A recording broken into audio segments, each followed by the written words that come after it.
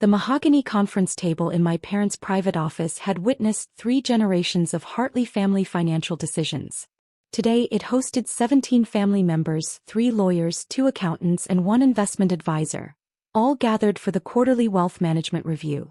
My assigned seat was at the far end, near the door, traditionally reserved for family members whose opinions didn't matter. I'd sat in that exact chair for 12 years. "Let's begin," my father announced, distributing leather portfolios embossed with the Hartley family crest. Robert Hartley III, patriarch of a dynasty built on pharmaceutical manufacturing and real estate holdings, commanded attention the way other men commanded armies. "This meeting addresses serious matters.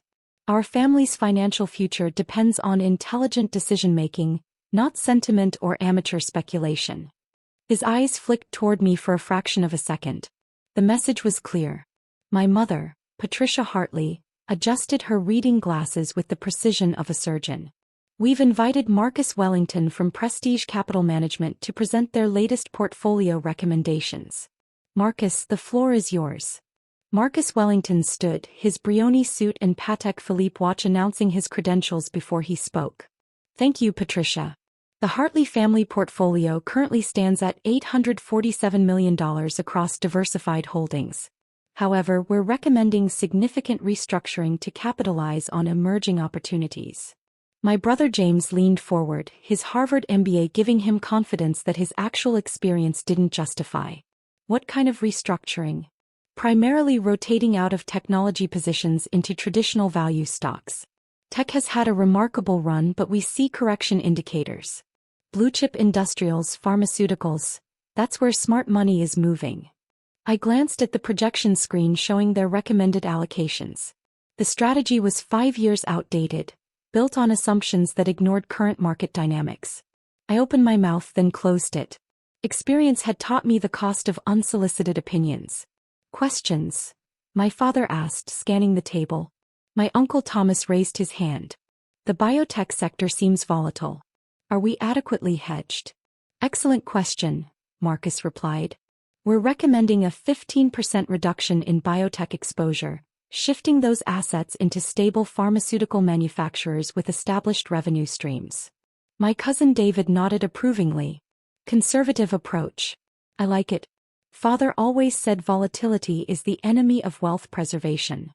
They spent 40 minutes discussing Marcus's presentation, each family member contributing observations that revealed varying levels of financial literacy. My brother James argued for aggressive expansion into European markets. My Aunt Caroline advocated for increased real estate holdings. My cousin Sarah suggested cryptocurrency allocations, which my father dismissed with a wave of his hand. Nobody asked for my input. "Before we vote on implementing these recommendations," my father said, "I want to address something that's come to my attention." He pulled out his phone, scrolling briefly before looking up. "It seems someone has been making unauthorized trades in the family's brokerage accounts. Small positions, nothing catastrophic, but it represents a troubling pattern of amateur interference." My stomach tightened. Those weren't unauthorized trades. They were hedges I'd implemented through a separate advisory relationship, protecting the family's exposure to exactly the kind of market correction Marcus's outdated strategy would exacerbate. "The trades were made through some sort of proxy advisory service," my mother added, her disapproval evident. "We don't know who authorized it, but the activity suggests someone without proper understanding of our overall strategy tried to play investor." My cousin David snorted.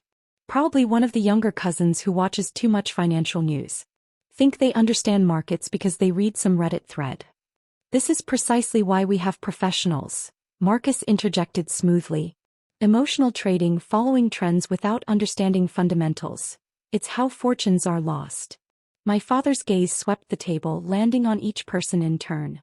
"I want to be absolutely clear. From this point forward, no one makes investment decisions without explicit approval from this council.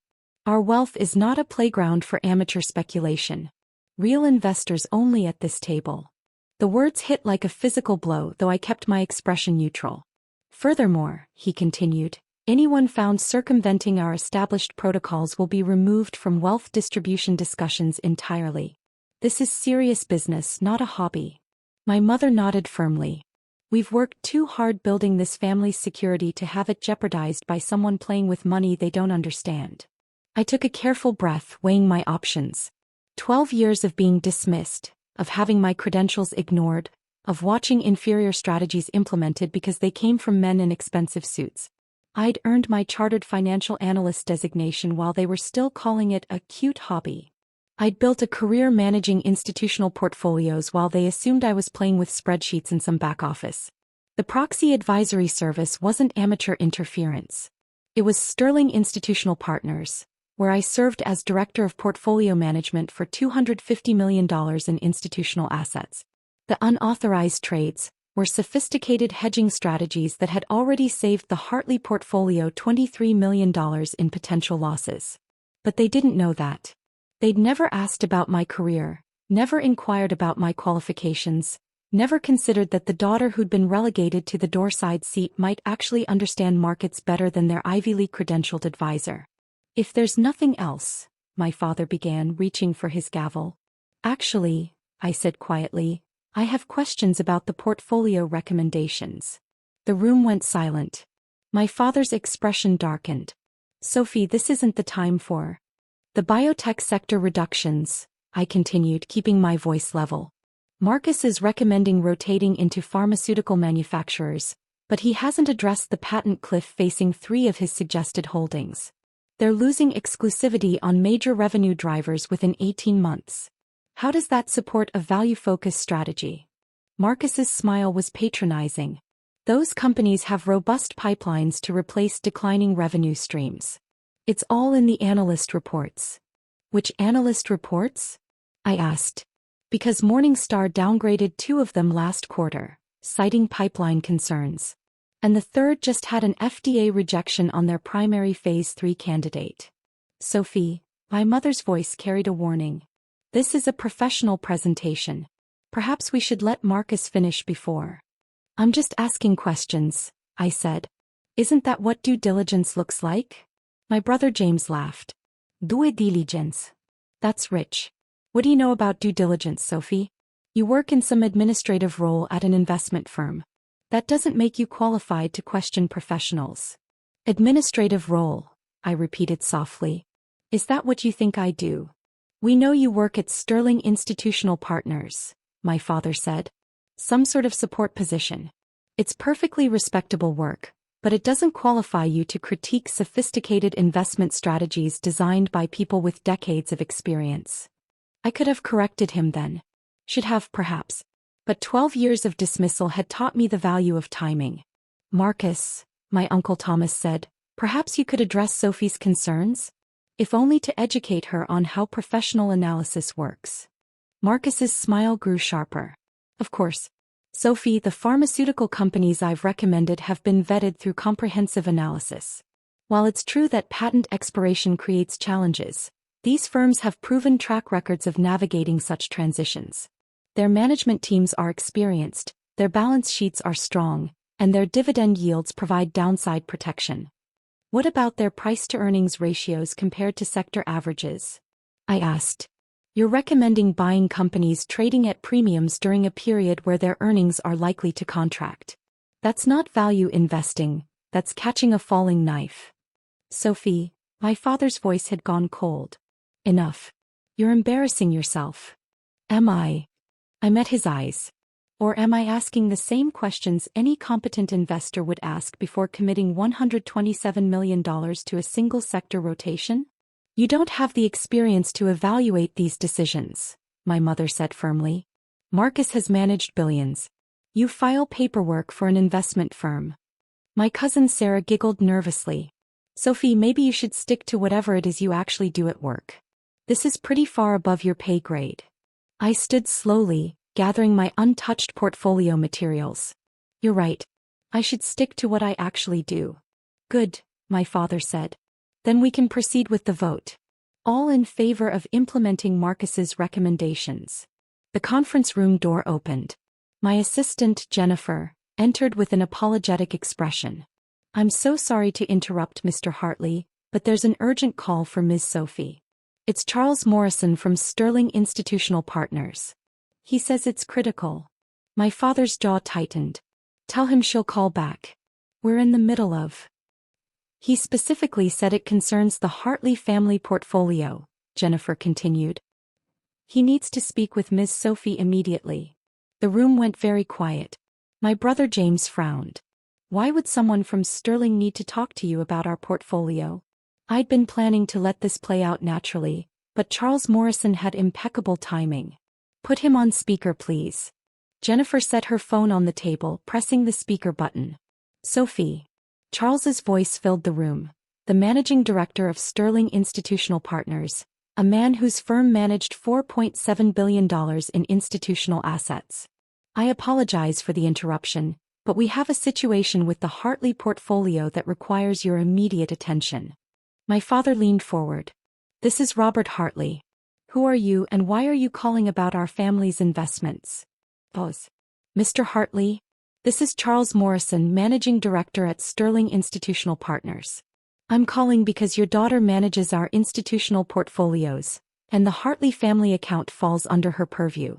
We've received some concerning information about proposed strategy changes that could impact the protective positions she's established. The silence that followed could have swallowed sound itself.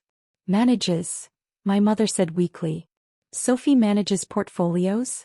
Yes, ma'am, Charles replied, confusion evident in his voice. Sophie has been our director of portfolio management for the past 6 years. She oversees approximately $250 million in institutional assets, including the advisory relationship we maintain with Hartley Family Holdings. Is this not common knowledge? She's one of the most talented portfolio managers in the industry. Marcus Wellington had gone pale. My father's papers slipped from his fingers, scattering across the mahogany table. There must be some mistake, my brother James said. Sophie works in administration. She's not a portfolio manager. I assure you there's no mistake, Charles said, his tone sharpening. Sophie holds her CFA charter, completed her master's in financial engineering from MIT, and has delivered an average annual return of 23% across her managed portfolios over the past 6 years. She's been shortlisted for Portfolio Manager of the Year 3 times. My Aunt Caroline made a sound like air escaping a balloon. The unauthorized trades you mentioned, Mr. Hartley, Charles continued, those were Sophie's protective hedges. She identified significant downside risks in your current allocations and implemented defensive positions that have already saved your portfolio approximately $23 million in potential losses over the past 18 months. She does this while maintaining strict ethical walls and working within appropriate advisory structures. 23 million, my father repeated mechanically. Sir.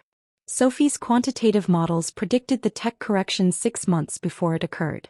Her biotech hedges protected against the FDA approval volatility that caught most investors off guard. Her work has been, quite frankly, exceptional. I watched 17 faces process information that contradicted 12 years of assumptions. My brother's Harvard MBA suddenly seemed less impressive. Marcus Wellington's Brioni suit looked more costume than credential. Sophie, my father said, his voice strange, is this true? Yes, I said simply. But you never told us you were a portfolio manager. You never asked what I actually did, I pointed out. You assumed I was in administration and I stopped correcting you after the first 100 times. It seemed easier to let you believe what you wanted to believe. My mother had gone white. Mitt? You have a master's degree from MIT. Graduated top of my class, I confirmed. The same year James got his Harvard MBA. I sent you both invitations to my graduation. You were traveling in the Maldives. Mr. Hartley, Charles's voice interrupted the growing silence. I'm calling because we've been informed that you're considering implementing strategy recommendations from an external advisor.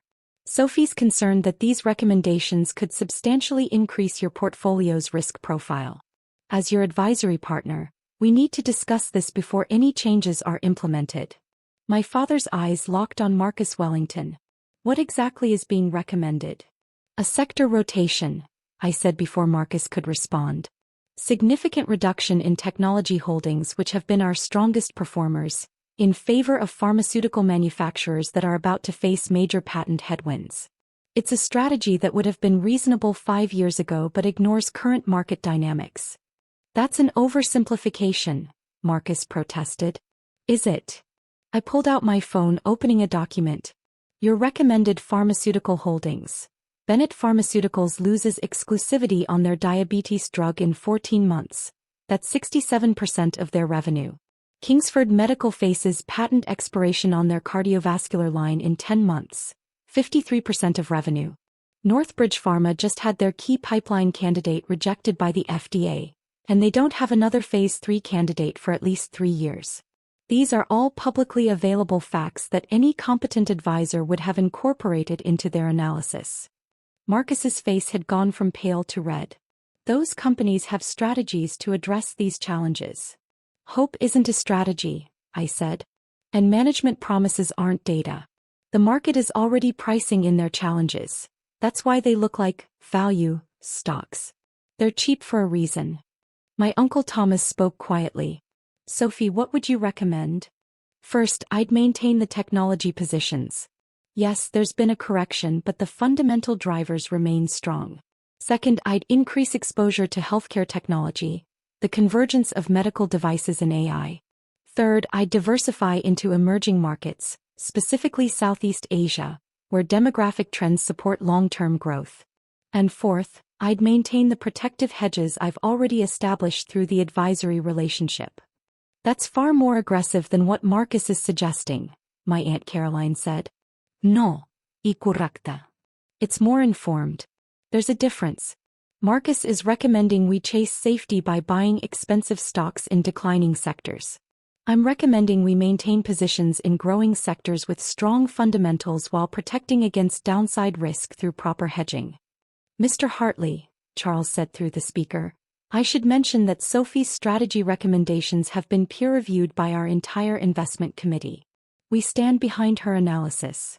My father looked at me as if seeing me for the first time. How long have you been managing institutional portfolios? 6 years as Director of Portfolio Management. Before that, 3 years as a senior analyst. I started at Sterling right after graduating from MIT. 9 years, my mother whispered. You've been doing this for 9 years and we thought that I was filing paperwork, I finished. Yes. My brother James had recovered some of his composure. Even if this is true, managing some institutional accounts doesn't qualify you to critique family wealth strategy. The scale is different. The complexity. James, I interrupted gently, the smallest portfolio I manage is $15 million. The largest is $87 million. Your personal trust fund, which you've mentioned is $4.5 million, is well within my standard scope of work. And the Hartley family portfolio, while substantial, is exactly the type of multigenerational wealth structure I specialize in. He opened his mouth, then closed it. My cousin David found his voice. If you're really this successful portfolio manager, why didn't you say something? Why let us think you were nobody? Nobody? I repeated. Is that what you thought I was? The room stayed silent. I tried telling you, I said quietly. 12 years ago when I graduated from MIT, I told you about my degree. You said it was nice that I was keeping busy. When I got my first analyst position, I explained what I did. You suggested I should aim for something more stable like teaching. When I earned my CFA charter, a designation that requires 3 years of intensive study and has a pass rate under 50%, you told me it was good that I had hobbies. Sophie, my father began. When I was promoted to portfolio manager, managing $50 million in assets, I mentioned it at Thanksgiving dinner. Uncle Thomas said it was sweet that I was playing with pretend money.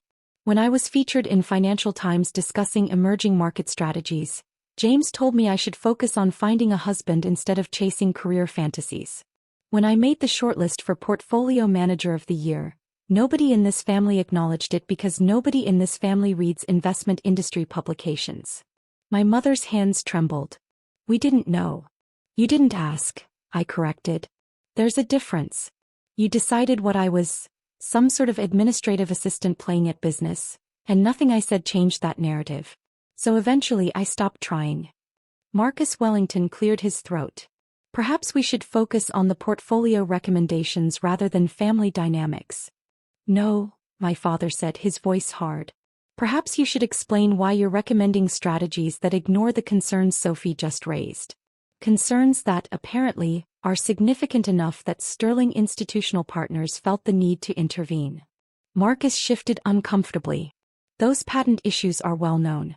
They're already priced into the stocks. Are they? I pulled up another document on my phone. Because based on your recommended purchase prices, you're assuming the market is undervaluing these companies. But if the patent losses are fully priced in, there's no upside, just downside risk if their pipeline strategies fail. Which analysis is correct, Marcus? He didn't answer. Mr. Hartley, Charles said from the speaker, I should also mention that Sophie's advisory relationship with your family has been conducted with full transparency and proper ethical walls. She doesn't receive direct compensation from your account. That goes through our standard institutional fee structure. Her involvement has been purely analytical, providing the kind of sophisticated risk management that family offices typically pay premium rates for. How much has she saved us? My Uncle Thomas asked. You mentioned $23 million in prevented losses. That's a conservative estimate, Charles replied. Her hedges protected against the tech correction, biotech volatility, and several sector-specific disruptions. Without those protective positions, your portfolio would have experienced approximately $23 million in additional drawdowns during market corrections over the past 18 months. And that doesn't include the opportunity cost of the strategies she recommended that you didn't implement because you weren't aware of her credentials. The silence in the room had changed quality. No longer shock, now calculation. My cousin Sarah spoke hesitantly. Sophie, when you say you manage $250 million in institutional assets, that's real? That's really what you do? Yes, I said. I oversee portfolio strategy for university endowments, family offices, and high-net-worth individuals. I specialize in multigenerational wealth preservation with growth objectives. It's exactly what this family needs, which is why I tried so hard to be involved 12 years ago. But you stopped trying, my father said. I stopped banging my head against a wall, I corrected. But I didn't stop protecting this family's wealth. The advisory relationship through Sterling let me provide analysis and recommendations without having to fight for a seat at this table. I could do the work without needing your approval. My mother stood abruptly, her chair scraping against the floor. Sophie, we didn't mean to. Dismiss me? Condescend to me? Treat me like an amateur who didn't understand serious business. Kept my voice even. I know you didn't mean to. That's almost worse. You genuinely believed you were being kind by tolerating my presence at these meetings. What happens now? My brother James asked, his MBA-fueled confidence completely evaporated. I looked at my father. That depends. Mr. Morrison is on the line waiting for direction on the advisory relationship. You can implement Marcus's recommendations and dissolve the Sterling partnership. Or you can actually listen to my analysis, the same analysis that institutional clients pay premium rates for. My father's jaw worked. Robert Hartley III, patriarch and titan of industry, faced with a choice that shouldn't have been a choice at all. Mr. Hartley, Charles said, I should mention that if you choose to end our advisory relationship, we would of course respect that decision. However, I'd encourage you to at least review Sophie's full analysis before implementing any major strategy changes. We can provide you with her complete track record, peer reviews, and performance metrics. Make an informed decision. She's your daughter, my Uncle Thomas said to my father. How did we not know she was managing hundreds of millions of dollars? Because we never asked what she actually did, my father said quietly. We saw what we wanted to see. I gathered my materials, tucking them into my briefcase. I need to return Mr. Morrison's call from a secure line. You have my analysis on the recommended portfolio changes. It's been in your inbox for 3 days, though I'm guessing nobody looked at it since it came from me. Take whatever time you need to decide whether you want professional advice from your daughter or expensive advice from someone whose research is 3 years outdated. I walked toward the door, Jennifer following with her phone. Sophie, wait, my father said. I paused, hand on the doorknob. Your analysis, he said. The one you sent. Can you present it? Now. I turned back to the table. 17 faces watched me, their expressions transformed from dismissal to something approaching respect. Or maybe just fear. Fear that they'd spent 12 years ignoring someone whose expertise could have substantially increased their wealth. I can, I said. But first I need clarity on something. Am I being invited to present because you're suddenly interested in my professional opinion? Or because you're afraid of what happens to the family portfolio if I walk out of this room? The question hung in the air like smoke. My mother spoke first. Both. Is that honest enough? I almost smiled. Yes. That's honest enough. I returned to the table, but this time I didn't take the seat by the door.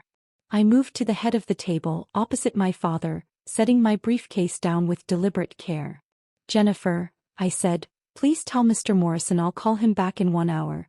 And ask him to prepare the full Hartley portfolio analysis for distribution to the family. As Jennifer left, I opened my laptop, connecting it to the projection system. My presentation replaced Marcus Wellington's outdated slides, sophisticated quantitative models, risk-adjusted return projections, detailed sector analysis supported by current data rather than hopeful assumptions.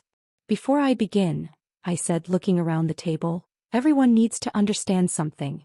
This isn't a family favor. This isn't your daughter playing at business. This is professional advice from someone whose track record speaks for itself. You can take it or leave it, but you will treat it, and me, with the same respect you'd give any expert you're paying premium rates to consult. My father nodded slowly. Agreed. Good, I said, advancing to the first slide. Then let's discuss why Marcus's recommendations would have cost you approximately $47 million over the next 3 years, and what you should be doing instead. For the next 90 minutes, I walked them through institutional-grade portfolio analysis. I showed them the flaws in Marcus's strategy, the opportunities he'd missed, the risks he'd underestimated. I demonstrated how my protective hedges had already saved them millions. I presented alternative strategies supported by quantitative models and stress-tested against multiple market scenarios. Nobody interrupted. Nobody dismissed. Nobody suggested I should stick to filing paperwork. When I finished, my Uncle Thomas spoke first. Sophie, what would it cost to retain you as our primary investment advisor? You can't, I said. I'm your daughter and niece. There are ethical issues with direct advisory relationships. But Sterling Institutional Partners can continue providing institutional-grade analysis through the proper structures. And I can attend these quarterly meetings as a full participant rather than the family member you tolerate by the door. We should vote, my father said. All in favor of maintaining the Sterling advisory relationship and implementing Sophie's strategic recommendations? 17 hands went up. Even Marcus Wellington raised his hand, though his smile had gone professional and cold. Motion carries, my father said. Then, looking at me directly, I owe you an apology. You owe me 12 years of respect, I corrected. But we can start with an apology. We all do, my mother added softly. Sophie, we've been blind. You've been comfortable, I said. It's easier to dismiss someone than to challenge your assumptions about them. But comfortable has cost this family approximately $70 million in opportunity cost over the past 6 years. That's the difference between the returns you've actually earned and what you could have earned if you'd listened to my analysis. The number hit like a physical blow. My brother James looked sick. 70 million. We lost 70 million because we thought you were a secretary. You lost 70 million because you decided what I was without ever asking what I'd become, I said. But we can fix that going forward. If you're willing to actually listen. My father stood, moving around the table until he stood beside my chair. For a moment he just looked at me, this man who'd spent my entire life believing his daughter was pleasant but unremarkable. Sterling Institutional Partners, he said finally. The advisory fees they've been charging, that's been going to support your work? Yes. Through proper institutional channels with full disclosure and ethical walls. I've never profited directly from this family's wealth beyond my standard salary from Sterling. My compensation comes from my other portfolios. The other $250 million you manage. Yes. He was quiet for a long moment. Then, your mother and I are hosting a charity gala next month. Major donors, business leaders, political figures. We'd like you to attend as our guest of honor. We'd like to introduce you properly, not as our daughter the amateur, but as Sophie Hartley, CFA, Director of Portfolio Management at Sterling Institutional Partners. It was an olive branch. An expensive, public, irrevocable olive branch. I'll consider it, I said. Sophie. I'll consider it, I repeated. 12 years of dismissal doesn't get fixed with one gala invitation. But it's a start. I closed my laptop, disconnecting from the projection system. Around the table, 17 people sat in silence. Some embarrassed, some calculating, all of them finally seeing me clearly. One more thing, I said, picking up my briefcase. The seat by the door? I won't be sitting there anymore. Either I get a real seat at this table or I don't attend. Your choice. I walked out before anyone could respond, leaving them with their leather portfolios and their shattered assumptions and the uncomfortable knowledge that the person they'd dismissed for 12 years had been protecting their wealth while they'd been protecting their egos. My phone buzzed as I reached my car. A text from Charles Morrison. That was the most expensive conference call in Sterling's history. Also the most satisfying. Coffee tomorrow to discuss the Hartley implementation strategy. I smiled, typing my response. Make it lunch. We have a lot to discuss and I'm billing them for my time now. As I drove away from my parents' estate, I thought about the years I'd spent trying to earn a seat at that mahogany table. All the credentials I'd earned, all the achievements I'd accumulated, all the expertise I'd developed. None of it had mattered until they'd been forced to see the cost of ignoring me. But now they knew. Now they all knew. And on Monday, when I returned for our first real strategy session, I wouldn't be sitting by the door. I'd be sitting where I'd belonged all along, at the center of decisions that would determine this family's financial future for generations.